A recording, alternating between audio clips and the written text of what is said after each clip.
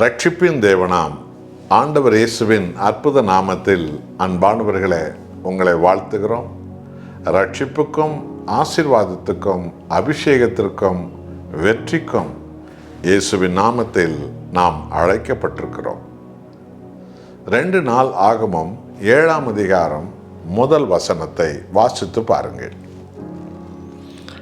Solomon ஜெபம் பண்ணி முடிக்கிற போது அக்கினி வானத்திலிருந்து இறங்கி சர்வாங்க தகன பலியையும் மற்ற பலிகளையும் பட்சித்தது. கர்த்தருடைய மகிமையும் ஆலயத்தை நிரப்பிற்று. எத்தனை அற்புதமான ஒரு அனுபவம்! உலக சரித்திரத்தில் எருசலேமில் இருக்கிற மோரியா மலையில தான் இஸ்ரவேலின் தேவனுக்கு மாபெரும் ஆலயம் கட்டப்பட்டது சாலமோன் மன்னனால். அந்த எருசலேமில் உள்ள மோரியா மலையில் கட்டப்பட்ட அந்த தேவாலயத்தின் அபிஷேகத்திற்காக சாலமோன் ராஜா பரலோக தேவனை நோக்கி ஜெபித்த போது அவரோடு இஸ்ரவேல் ஜனங்கள் எல்லோரும் ஜெபித்தார்கள். பைபிள் சொல்லுகிறது, வானம் திறந்தது, வானத்திலிருந்து தேவனுடைய அக்கினி இறங்கி வந்து அந்த எருசலேம் தேவாலயத்தை நிரப்பியதாம். இது எத்தனை அற்புதமான ஒரு அபிஷேகம் என்று எண்ணி பாருங்கள். ஆமன் அன்பானவர்களே, இன்றைக்கும் இஸ்ரவேலை எதிர்த்து அநேக தீவிரவாதிகளாக எல்லா அரபு நாடுகளிலிருந்து எழும்பியவர்கள் இன்றைக்கும் இஸ்ரவேலை எதிர்த்து போராடுவது தந்திரம் எதற்காக தெரியுமா? எருசலேமில் உள்ள அந்த மோரியா மலைக்காக தான். அந்த மலையில தான் சாலமோனுடைய ஆலயம் கட்டப்பட்டது. அது இன்றைக்கும் அந்த மலையில் உள்ள கல்வெட்டுக்களும் இன்றைக்கும் அது சாட்சி சொல்லி கொண்டு இருக்கிறது. எதிரிகள் ஏற்ற நேரத்தில் தந்திரமாய் அந்த மலையை பிடித்து அதில் ஏதோ ஒன்றை அவர்கள் உருவாக்கி கொண்டார்கள். ஆனாலும் சாலமோன் ஆலயம் கட்டிய இடம் அந்த மோரியா மலைதான்.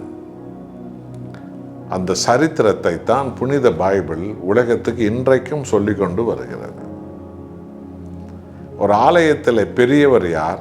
தேவனாகிய கர்த்தர் தான். ராஜாக்கள் அல்ல, மந்திரிகள் அல்ல, பெரிய அரசியல் தலைவர்கள் அல்ல, பெரிய பணக்காரர்கள் அல்ல. இதை தான் இந்த சத்தியத்திலிருந்து நாம் அறிந்து கொள்கிறோம்.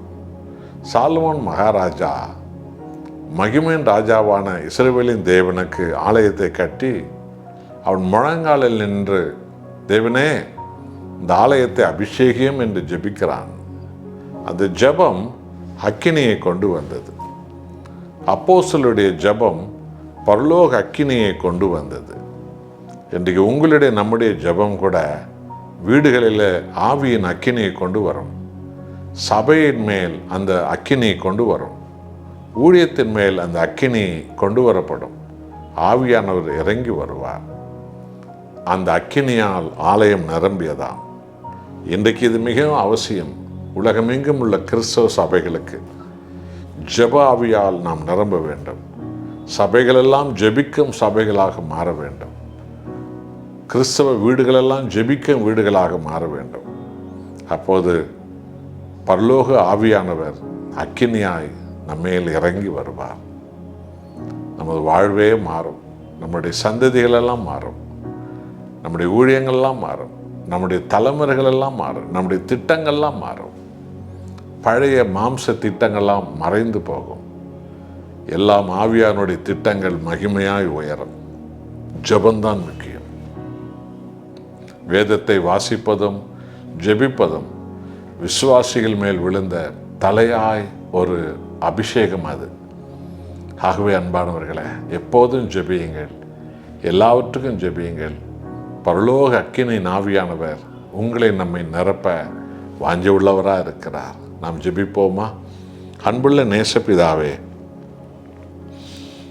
சாலமோன் மோரியா மலையில எருசலேமில் ஆலயம் கட்டி உன் சமூகத்தில் இஸ்ரவேலர்களோடு ஜெபித்த போது அந்த ஜெபத்தை கேட்ட தேவன் வானத்தை திறந்து பரிசுத்த ஆவியானவரை அக்கினியாய் அனுப்பினீரே.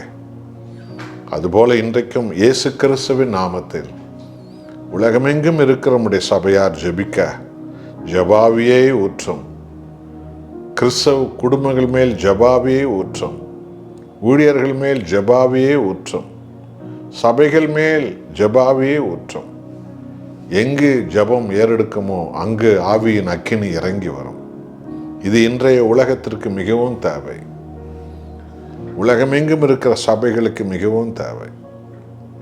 எங்களை முழுவதுமாக ஜபாவியால் நிரப்பிக்கொள்ளும். துதி மகிமை உமக்கே. இயேசுவின் நாமத்தில் பிதாவே, ஆமென்.